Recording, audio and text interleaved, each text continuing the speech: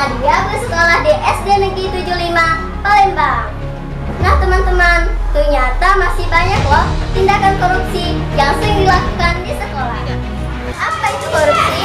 Korupsi adalah tindakan yang dilakukan untuk mendapatkan keuntungan yang bertentangan dengan tugas resmi dan kebenaran lainnya. Berikut tindakan korupsi yang sering dilakukan di sekolah.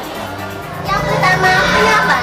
Undang-undang secara khusus mengatur tindak penyuapan adalah Undang-Undang Nomor 11 Siklus 110 tentang tindak pidana suap, penyuapan atau omkomi. Pasal 2 dan pasal 3 tindak pidana suap. Kamu udah belum TR? Udah nih, tinggal ngumpul aja. Kamu kan udah, mau gak buatnya aku?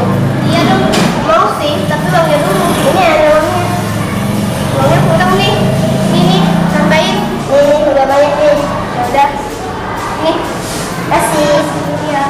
Jadi cukup jelas jika penyuapan itu termasuk korupsi, karena salah satu persepsi inilah yang menyebabkan korupsi masih subur hingga saat ini. Yang kedua, terlambat. Terlambat dalam hal apapun, terlambat masuk sekolah, terlambat mengumpul tugas, terlambat menghadap guru, 5 menit aja udah termasuk korupsi loh. Kok bisa? Ialah karena kamu tidak menggunakan waktumu dengan sungguh-sungguh untuk hal yang merupakan tanggung jawabmu sendiri. Udah masuk. Aku pulang aja ah. Nanti dihukum. Nah, itu juga termasuk menyelewengkan pekerjaan kan? Jadi, belajarlah tepat waktu jika tidak mau disebut koruptor. Yang ketiga, mencontek. Mencontek merupakan awal dari korupsi. Sadar atau enggak, dengan begini, kamu telah mencari jalan pintas yang tidak baik.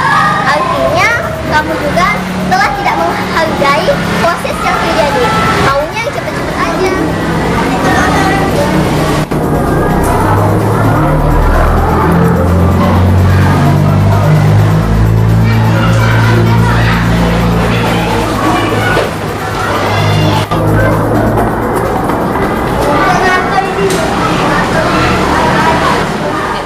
Kalau kebiasaan seperti ini diteruskan, bisa jadi kamu ketagihan untuk mencari jalan pintas yang lainnya.